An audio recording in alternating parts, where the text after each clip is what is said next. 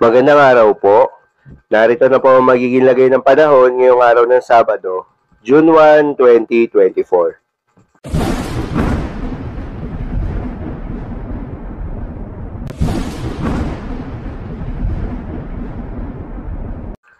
Sa kasalukuyan na tayong sa pag-asa, wala pa ring epekto itong southwest monsoon o hanging habagat sa anumang bahagi ng ating bansa.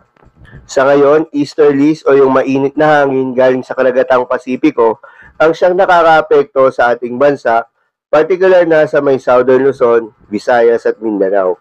Samantala, yung bagyo na ating binabantayan sa labas ng Philippine Area of Responsibility ay mas lumakas pa nga bilang isang tropical storm na may international name na Maliksi. At kaninang madaling araw nga ay naglandfall na ito o tumama na yung sentro nito sa may southern coast ng mainland China. At hulingan na mataan ng pag-asa itong si Tropical Storm Maliksi sa labas ng Philippine Area of Responsibility na nasa layong 1,065 km west of extreme northern Luzon. Taglay ang lakas ng hangin nito malapit sa gitna na umaabot sa 65 km per hour at pagbugso na umaabot sa 90 km per hour at patuloy ang paggalaw nito sa direksyong northward sa bilis na 10 km per hour. Ang nasabing bagyo ay patuloy na kikilos generally northeastward then eastward. Kaya naman dahil dito, hindi inaasahan yung posibilidad na pumasok ito ng ating Philippine Area of Responsibility.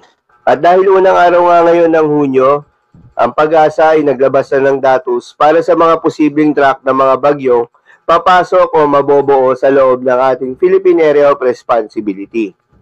Ayon sa pag-asa, asahan ng isa o dalawang bagyo ang posibleng pumasok o mabuo sa loob ng ating Philippine Area of Responsibility ngayong buwan ng Hunyo. At in general, dalawang tracks ang nakikitang characteristics ng mga bagyo. Una ay itong non-landfalling tracks.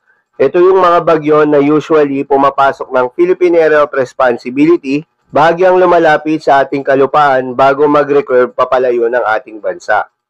Ikalawa ay yung landfalling tracks. Ito yung mga bagyo na direktang tumatama sa eastern section ng Southern Luzon or Eastern Visayas at babaybayin nito ang malaking bahagi ng Southern Luzon, Visayas area bago lumabas ng West Philippine Sea. At dahil nga sa epekto nitong easterlies, asahan ngayong araw ng Sabado ang mainit at malinsangan na panahon sa Metro Manila at nalalabing bahagi ng ating bansa, lalo na sa bandang tanghali. Ngunit pagsapit ng hapon at gabi, posible ang mga localized thunderstorms. Para naman sa lagay ng mga dagat baybayin, ayon sa pag-asa ay wala nang nakataas na gale warning sa anumang seaboards ng ating bansa. Kaya naman malayang makakapamalaot yung mga kababayan nating mangingisda at yung may mga maliliit na sasakyang pandagat. So, yun lamang po para sa lagay ng panahon ngayong araw ng Sabado. Keep safe, everyone.